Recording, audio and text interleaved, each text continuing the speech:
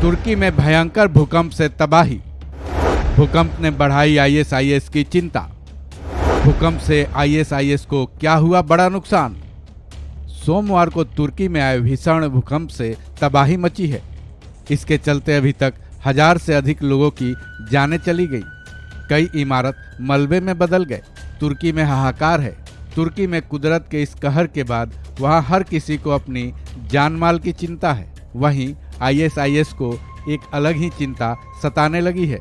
दरअसल भूकंप से तुर्की तबाह तो हुआ ही है, इससे इस्लामिक स्टेट का प्रवेश द्वार भी तबाह हो चुका है। इस भूकंप का झटका सीरियाई बॉर्डर के पास गाजियान्टेप के पास भी लगा है, जिससे इस प्रांत की इमारतों को भारी नुकसान हुआ है। मीडिया रिपोर्ट्स के मुताबिक गाजियान्टेप तुर्की का वो प्रांत है जहां से आईएसआई में शामिल होने के लिए बड़ी संख्या में सीरिया जाया जाता है। इसे इस्लामिक स्टेट का एंट्री गेट भी कहा जाता है।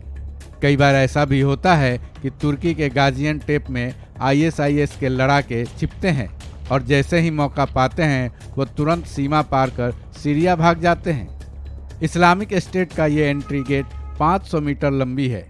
तुर्की और सीरिया के इस इलाके का ज़्यादातर हिस्सा पहाड़ी क्षेत्रों से घिरा है। ये इलाका पहले भी बदनाम रहा है। पहले इस बॉर्डर इलाके का इस्तेमाल तस्करी के लिए किया जाता था, लेकिन 2014 तक इस्लामिक स्टेट ने इस पर पूरी तरह से अपना कब्जा जमा लिया था। उसके बाद से कई देशों के मुसलमान तुर्की और सीरिया के इस बॉर्डर के रास्ते का इस्तेमाल सीरिया जाने के लिए करने लगे।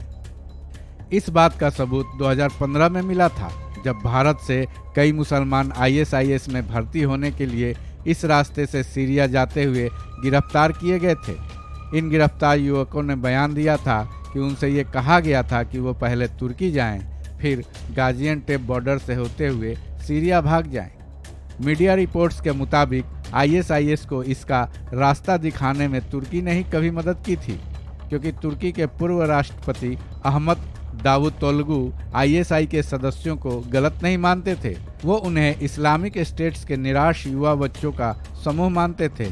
हालांकि 2016 में आईएसआईएस और तुर्की के रिश्ते बिगड़ने लगे, जिसके बाद से तुर्की ने इन पर नकेल कसनी शुरू कर दी, जिसके बाद से इस रास्ते का इस्तेमाल करने वाले आईएसआईएस के सदस्यों की गिरफ्तारियां शुरू हो गई थी। लेकिन अब भूकंप से गाजियान्टेप के तबाह हो जाने के बाद से आईएसआईएस इस बात के लिए चिंतित है कि इस्लामिक स्टेट का ये एंट्री गेट कहीं पूरी तरह से बंद ना हो जाए।